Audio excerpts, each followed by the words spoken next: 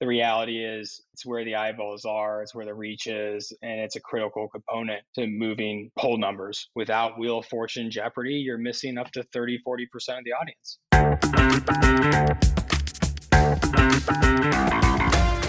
I'm Eric Wilson, Managing Partner of Startup Caucus, an investment fund and incubator for Republican campaign technology. Welcome to the Business of Politics show. On this podcast, we bring you into conversation with the entrepreneurs who build best-in-class businesses, the funders who provide the capital, and the operatives who put it all together to win campaigns. Our guest today is Kegan Beran, co-founder and president of Flexpoint Media, an omni-channel media strategy firm that helps campaigns and other organizations with both traditional media placement and digital strategy. In today's conversation, we dive into the nuts and bolts of TV advertising, what its dominance means for campaigns, and Kegan's insights from innovating in a highly competitive market segment. Kegan, let's give our listeners a bit of an orientation. Your background is in media buying. Where does that fit in the process of how a voter sees an ad on their TV, computer, or mobile device? It's a good question. I think it really depends on perspective, right? So I kind of break this down into a couple of different ways. So from the perspective of the campaign, we're really the last touch point. The campaign entrusts us with their message and, we place a media buy. From an inventory seller standpoint, we're really the first touch point. Like we are the ones acquiring the inventory.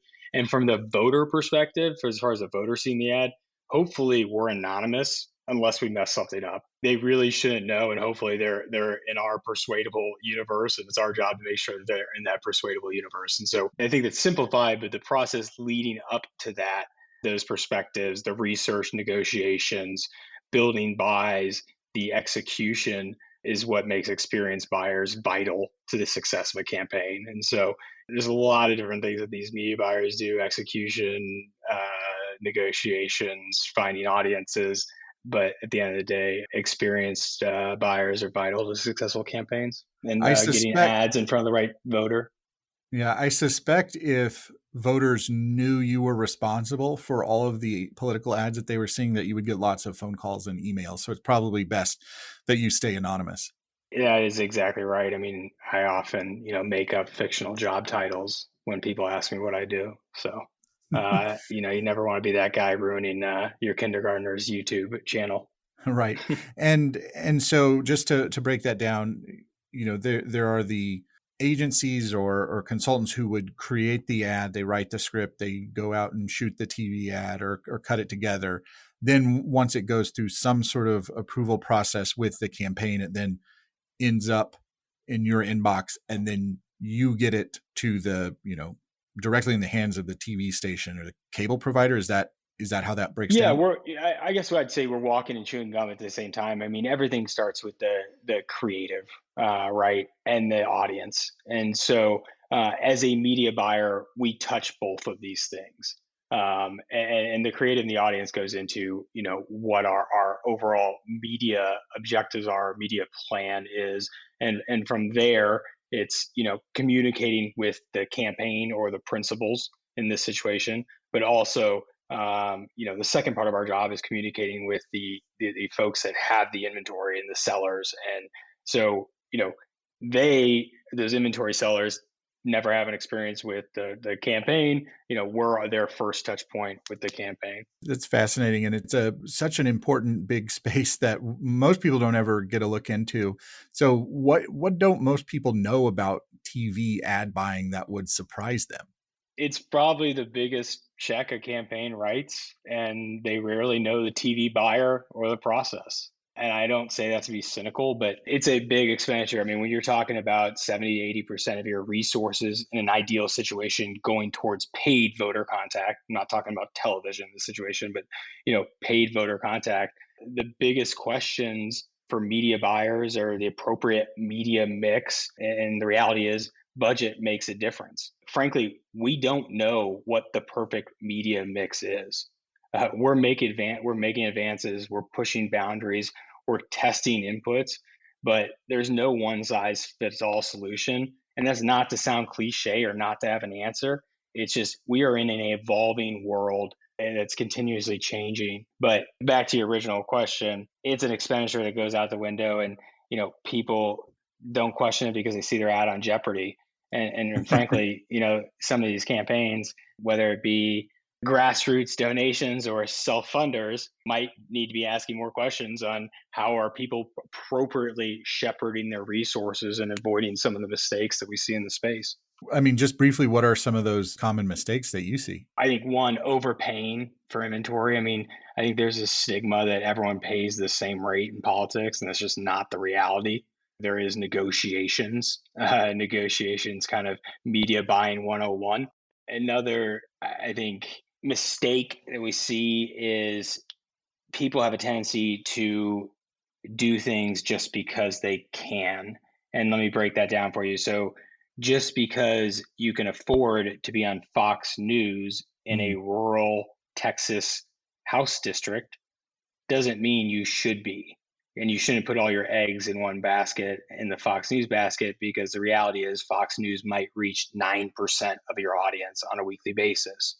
And so people have these false expectations of we put all this input into, say, Fox News or News Talk Radio, and not a full media mix or a full kind of comprehensive buy.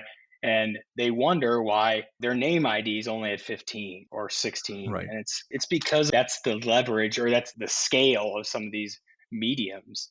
And then, Eric, to answer your other, what we see happen all the time is not paying attention to detail. It's a customer service industry.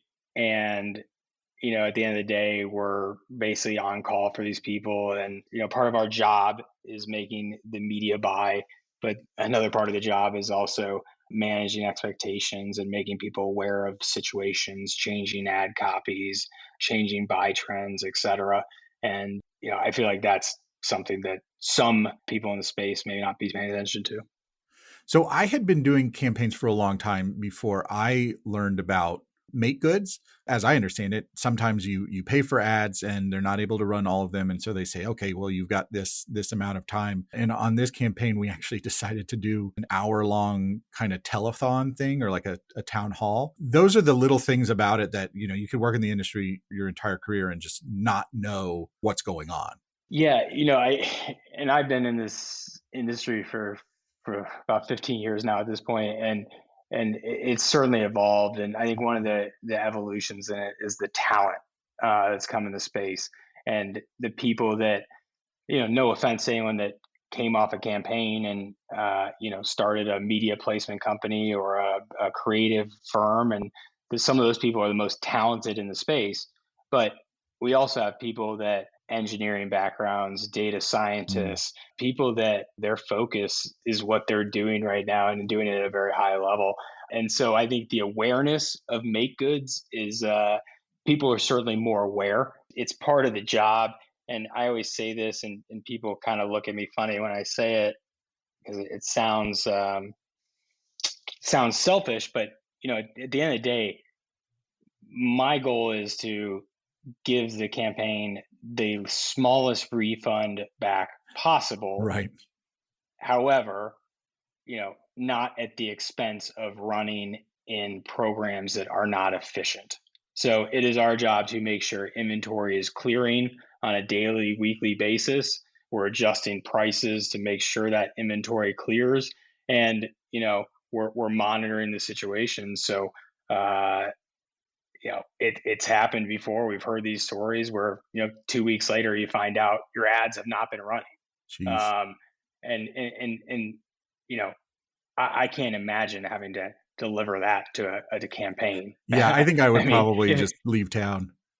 I mean, I can think of times early in my career where you know I had someone's ad scheduled in a primetime college football game, and I'm just waiting for this ad to run, and it's second quarter, third quarter. Sure enough, ad runs 10 minutes after the game, Oh and no. calling them with that, you're already embarrassed, and it's not your fault; it's the station's fault. But they wanted to see their ad in that game; it was important to them. Imagine, essentially missing weeks of airtime and having to deliver that message. So Right. we would try to avoid that at all costs. But the back to the make good process. I mean, it's something that is a result of, frankly, the increased spending in politics, and a lot of the make goods happen at the end when there's just lack of inventory, and capitalism has a tendency to win over. And if someone's willing to pay more for a spot, they're going to run in it, and Oh, they're others yeah, aren't. they'll boot you. Yeah. Yes.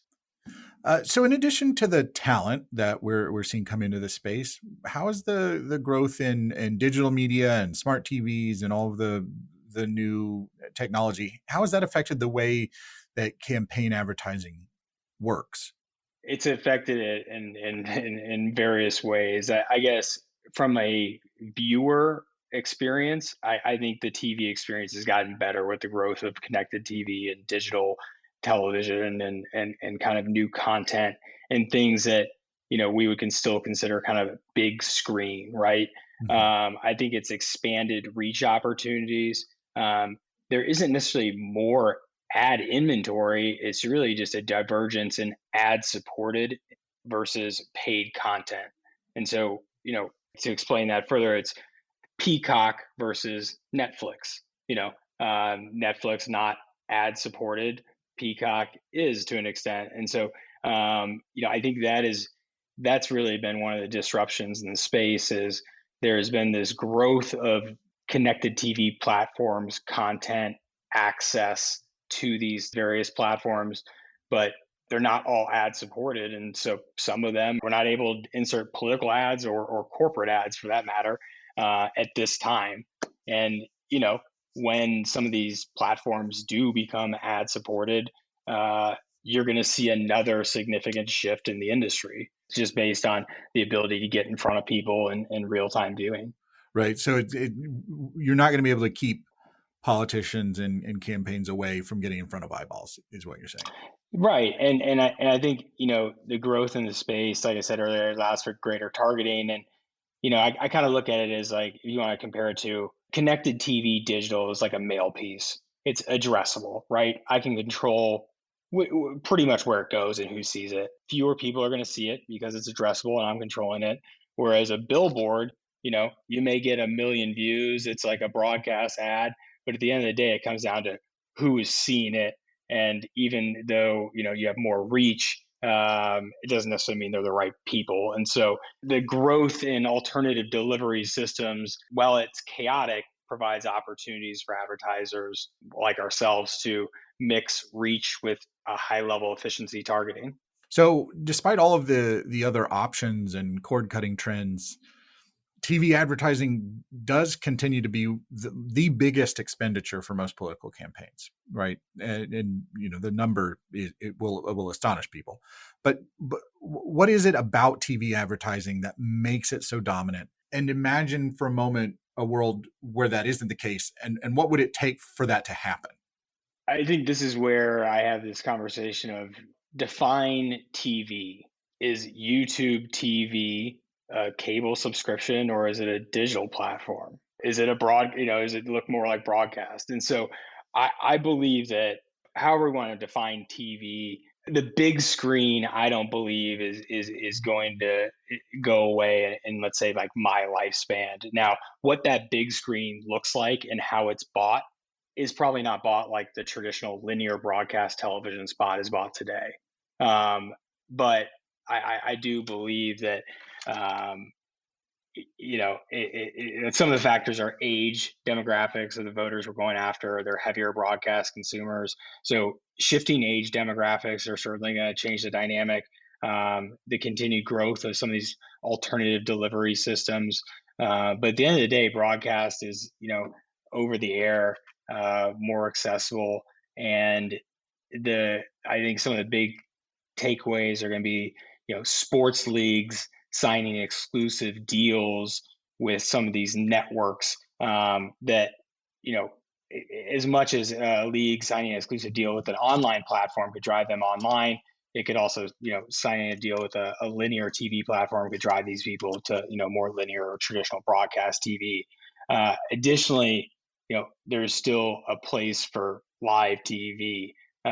Look at the ratings increase in cable news networks since the Ukraine Russia conflict, and at the beginning of the coronavirus pandemic, we were seeing historically high cable news network ratings, and part of that was because people were in the house, but part of that was because people were tuning in. Another point on all this is, will broadcast go away? Yeah, it probably will someday, but it's why we founded Flexpoint Media how we have. We are audience centric. If voters stop watching broadcast TV, we'll stop buying it. Streaming is already taking a portion out of linear trend, and that's going to continue. Amazon getting into NFL, NBC with Peacock, CBS with Paramount Plus, ABC, ESPN, Disney bundle. They're sort of like The self-cannibalizing in many ways. Right, right. And so with what we call broadcast TV today, it's hard for me to make any predictions on that, but the reality is it's where the eyeballs are, it's where the reach is, and it's a critical component to moving poll numbers.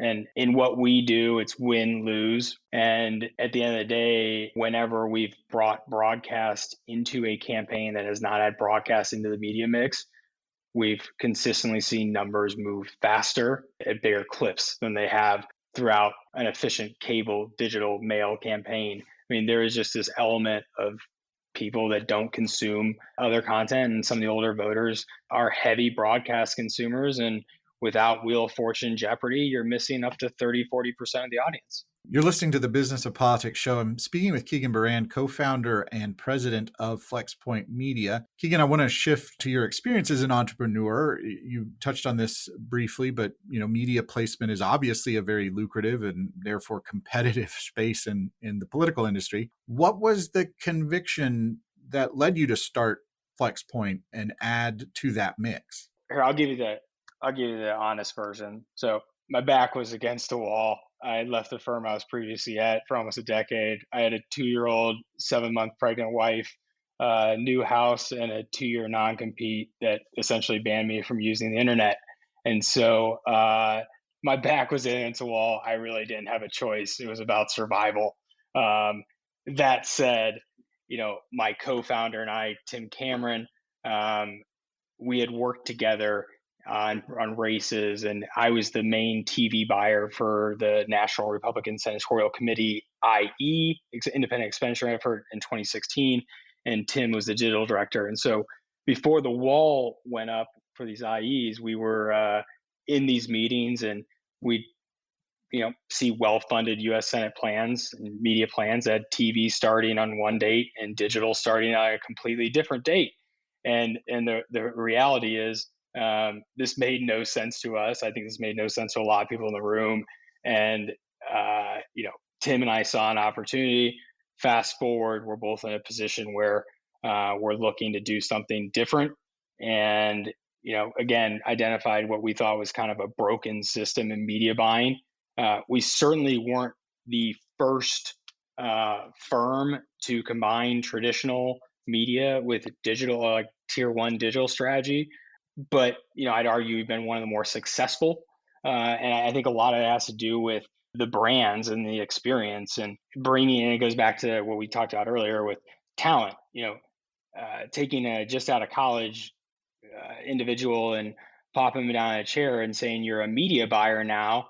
Yeah, can they turn into a media buyer? Absolutely. But are they going to be top level? So, Kegan, how important then was it for you to have your many years of experience in the industry before shaking up and trying out a new model? It was critical because I got to witness it firsthand. My firm at the time, we were doing some digital, but we were dabbling in it. And you see what it takes to run a truly successful digital campaign. And there are a lot of moving pieces. There's a lot of pieces of content, and there's a lot of investment that has to go into it. And so a lot of firms fail to invest in one side or the other.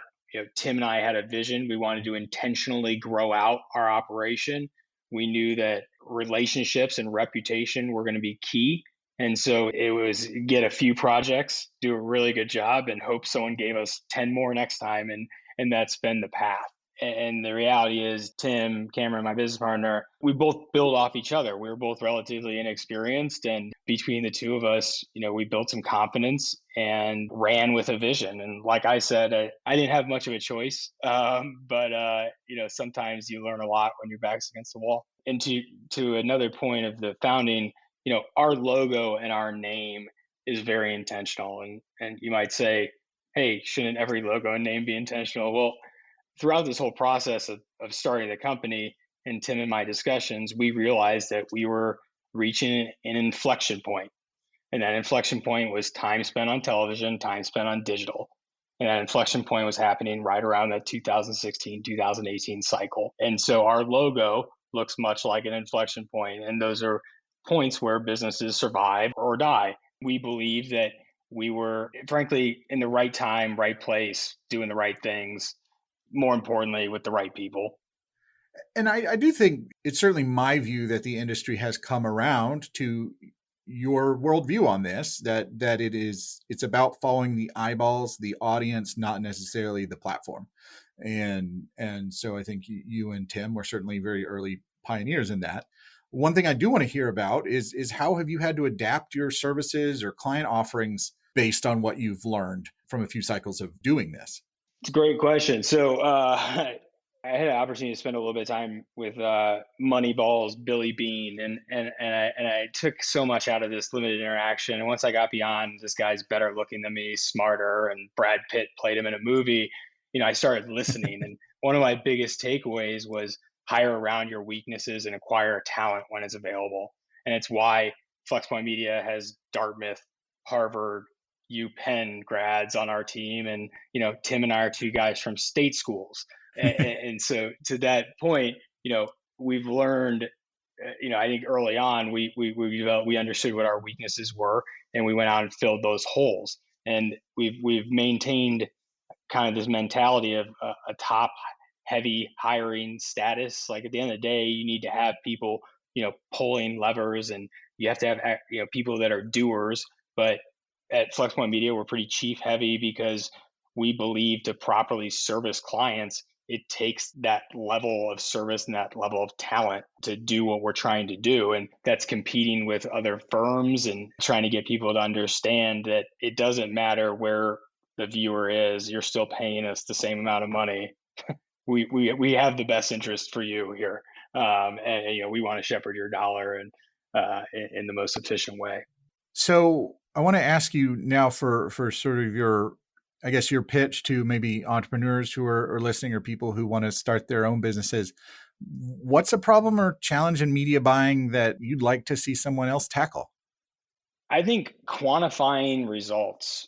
Everyone looks brilliant when you win on election day. And, we quantify results throughout the campaigns with tracking and polling and various other apparatuses. But I think the biggest equation to really solve is how many impressions does it take to persuade somebody, and what is the appropriate way to persuade that individual? And when someone sees a message, what is their reaction? Meaning, do they get online? Do they solicit a donation? Do they buy a t-shirt? It's these input output measurements. We have all these other data points throughout the campaign that can be markers for success or failure, but often we're judged on one day. And the reality is people are probably judged unfairly or looked at as overly brilliant. But I think understanding message impact, what is saturation, who exactly is seeing our message, who's converting, but more importantly, who's not seen our message, and how do we get in front of them, and how do we quantify that we've got in front of them. Yeah, the way I always say it is that everything a winning campaign did wasn't right, and everything a losing campaign did wasn't wrong. And we too often just sort of ignore any other lesson that could be learned based on that win-loss ratio.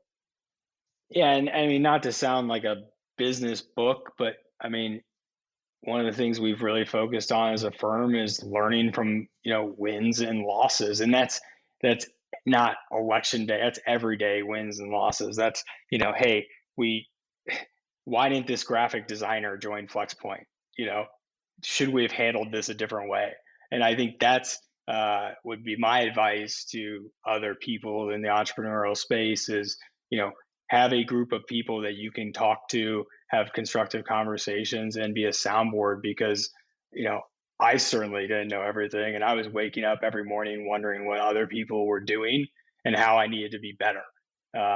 And you know, maybe my insecurities have helped our the business and my entrepreneurialness because I just feel like I always have to grind. But you know, my other advice would be just don't lose that hustle. Um, it's amazing in, you know, most businesses, industries, that if you just do what you say you're going to do and pick up your phone or your email or, you know, whatever the next metaverse widget is, people will continue to do business with you. And goes back to what I said earlier. It's relational. As a media buyer, I don't have a reel at the end of the cycle. I can't go into somebody and show them a bunch of fancy ads or clever taglines. You know, we can show them some digital creative and show how we deliver daily wins against our opponents. But, you know, at the end of the day, it's about trust, relationship, and confidence. Well, I've got one more question for you. And this is the first time this has ever happened. We actually got a fan question when someone found out that you were going to be on the podcast. And I'm dragging this out, so you're just a little bit nervous about what the question is going to be. I'm terrified already. Because there are a lot of people it could be. But the question is, if you had any superpower, what would it be and why? Oh, I mean, I think I'd be in a Doctor Strange type of situation, like, you know, bend space time continuum. Imagine the mischief you could cause if you could do that. Well, So, that's a good choice. Well, what would yours be? What would yours be? I got to ask you the response. I got to I ask you rebuttal. yeah, that's I stepped on that rake. Well, I think the ability to well, I mean, I'm also a parent, so I think being able to control time and space is really the only superpower any parent wants. I like it. My thanks to Kegan and Beran for joining us on today's Business of Politics podcast. Remember to subscribe to the Business of Politics show wherever you listen to podcasts. And if today's conversation made you a little bit smarter or you learned something, please share it with a friend or colleague. If you've been listening for a while, I really, really would appreciate it if you would leave a review and a rating on Apple Podcasts, because as you know, that helps more people discover the podcast, helps bring more people into the business of politics, which is what we're all about. Until next time, thank you.